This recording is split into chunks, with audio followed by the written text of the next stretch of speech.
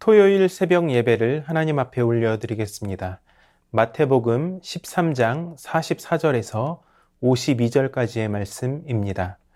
천국은 마치 밭에 감추인 보화와 같으니 사람이 이를 발견한 후 숨겨두고 기뻐하며 돌아가서 자기의 소유를 다 팔아 그 밭을 사느니라. 또 천국은 마치 좋은 진주를 구하는 장사와 같으니 극히 값진 진주 하나를 발견하매 가서 자기의 소유를 다 팔아 그 진주를 사느니라. 또 천국은 마치 바다에 치고 각종 물고기를 모으는 그물과 같으니 그물에 가득함에 물가로 끌어내고 앉아서 좋은 것은 그릇에 담고 못된 것은 내버리느니라.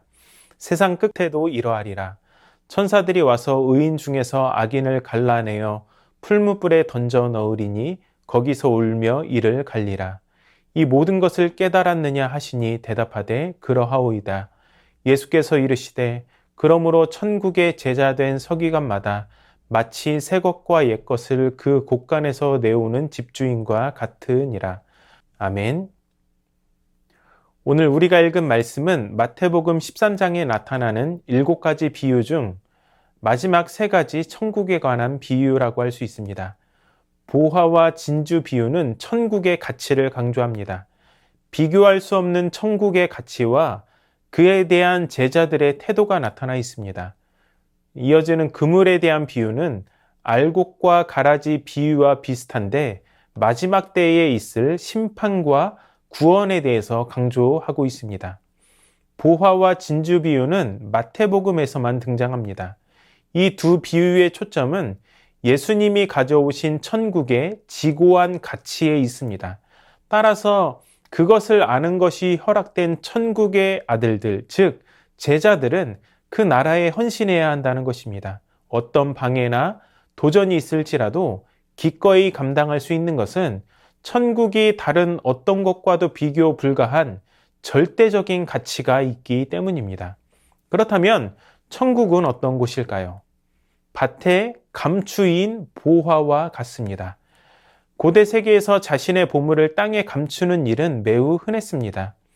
오늘날처럼 은행이 있는 것도 아니고 보물을 안전하게 보관해주는 금고도 없었기 때문에 자신만 아는 은밀한 곳에 땅을 파서 숨겨두는 것이 최선이었던 것이죠.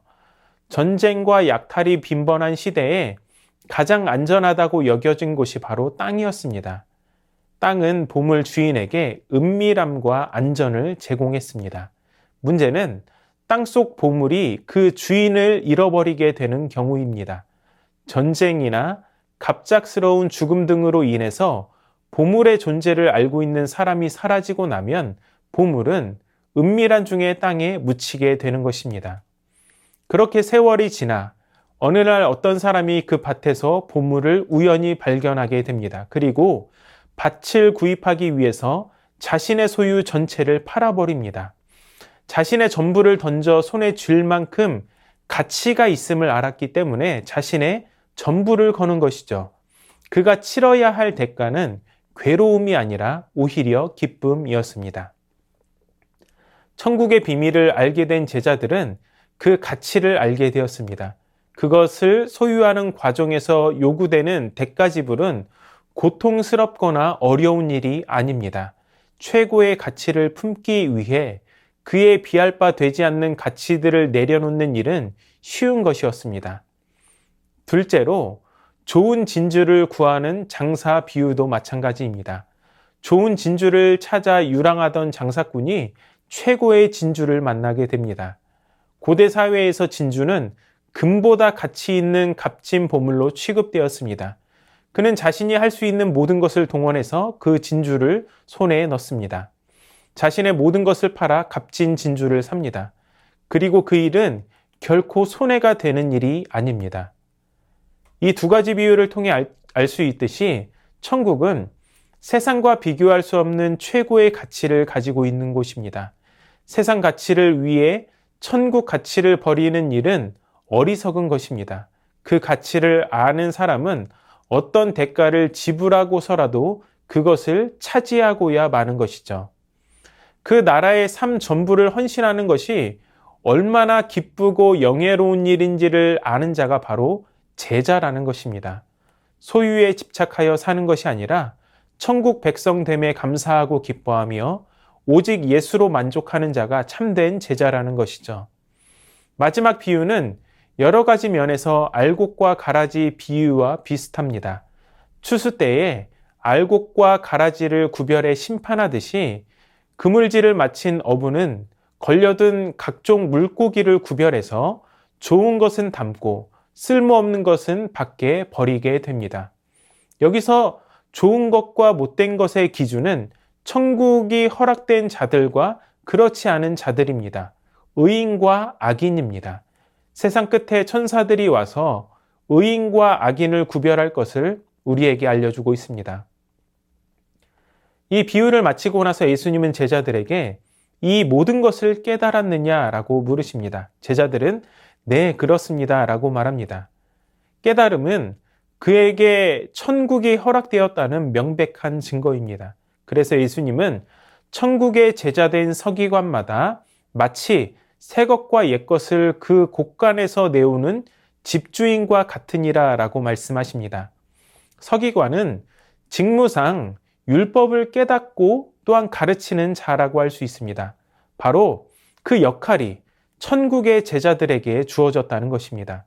그들은 비유를 들었을 뿐만 아니라 유일하게 깨달은 자들입니다. 그리고 그 깨달음을 가르쳐야 하는 직분을 맡은 서기관이라는 것입니다. 그들은 옛 것과 새 것, 즉 구약에서 예언하였고 예수님이 성취하신 것을 가르치고 알려야 했던 것입니다. 사랑하는 여러분, 우리도 하나님의 말씀을 듣고 깨달았으며 그 은혜에 의하여 믿음으로 말미암아 구원을 얻었습니다. 그러므로 우리는 참다운 복음을 들려주는 천국의 서기관들이 되어야 합니다. 우리끼리만 통하여 우리끼리만 이해하고 우리 안에서만 만족하는 것이 아니라 죽어가는 온 세상을 구원할 이야기인 하나님 나라의 복음을 전파해야 한다는 것입니다. 우리는 감추인 보화와 같은 천국을 발견했습니다. 값비싼 진주와 같은 천국을 발견했습니다. 예수님께서 재림하셔서 의인은 영생에, 악인은 영벌에 심판하시기 전에 내가 가진 가장 최고의 가치를 많은 사람들에게 전파하고 나타내고 증거하시기를 바랍니다. 저와 여러분은 천국 복음을 깨닫고 가르치고 증거하는 천국의 서기관들입니다. 오늘도 서 계신 삶의 자리에서 천국의 서기관으로서 예수 그리스도를 나타내고 증거할 수 있는 저와 여러분의 삶이 될 수 있기를 주님의 이름으로 축원합니다. 말씀을 기억하며 다 함께 기도하겠습니다. 그 무엇과도 바꿀 수 없는 최고의 가치인 천국을 발견하게 하신 주님께 감사하며 살아가게 하여 주시옵소서. 세상 마지막에 있을 심판을 바라보며 잃어버린 영혼을 향한 긴급함과 절박함을 가지고 복음을 전파하게 하여 주시옵소서. 말씀을 듣고 깨달은 천국의 서기관으로서 복음의 증인으로 살아가게 하여 주시옵소서.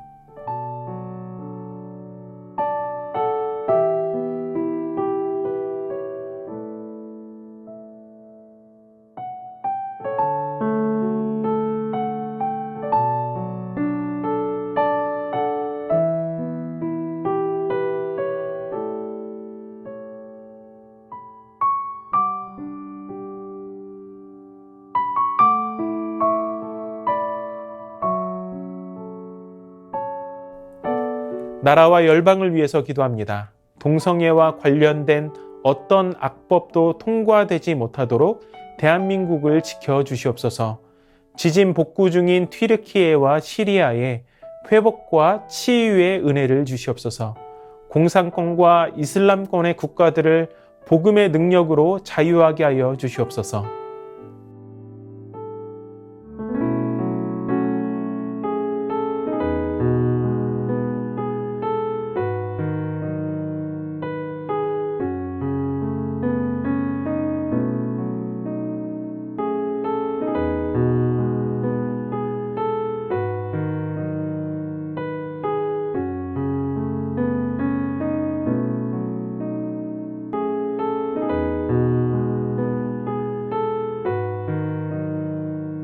교회를 위해서 기도합니다. 담임 목사님의 삶과 가정을 지켜주시고 늘 영육간의 강건함으로 사역을 감당케 하여 주시옵소서. 봄맞이 교회 대청소, 새순학당, 순모임 개강, 국내 선교, 시니어 스쿨, 위더스 부부 모임 등 모든 교회 사역 가운데 크신 은혜와 사랑으로 함께하여 주시옵소서. 경제적으로 어려움을 겪고 있는 성도들에게 쓸 것을 풍성하게 공급하여 주시고 채워 주시옵소서.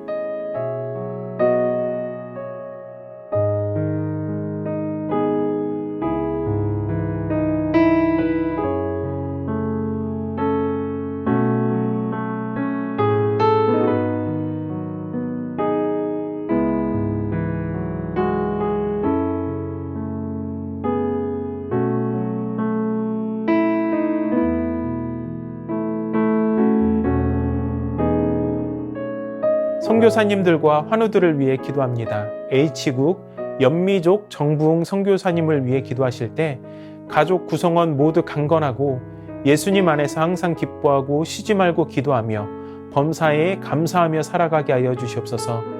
만남을 갖고 있는 현지 친구들, 그들이 아름다운 소식을 모두 받아들이고 또한 구원에 이르는 은혜가 있도록 언어 공부에 지혜와 명철을 더하여 주시도록 기도하고 있는 제목들이 아름다운 열매를 맺게 하여 주시고 선교사님 가정을 섬겨주시는 모든 분들에게 하늘의 복과 땅의 기름진 복을 허락하여 주시도록 카자흐스탄을 축복해 주시고 그 땅 가운데 하나님의 나라가 임하도록 차영미 권사님, 이기범 집사님, 강동엽 어린이, 권호순 권사님, 이민환 권사님, 신혜랑 권사님, 추명우 성도님, 추승민 형제님, 이춘실 집사님, 김인혜 집사님, 최혁기 성도님, 이길태 집사님, 김찬준 집사님, 김영자 권사님, 정순근 권사님, 김봉남 권사님, 김광순 권사님, 박문천 집사님, 노성빈 형제, 최혜랑 집사님 아버님, 이 시간 선교사님들과 환우들을 위해 기도하시고 개인의 기도로 하나님 앞에 나아가도록 하겠습니다.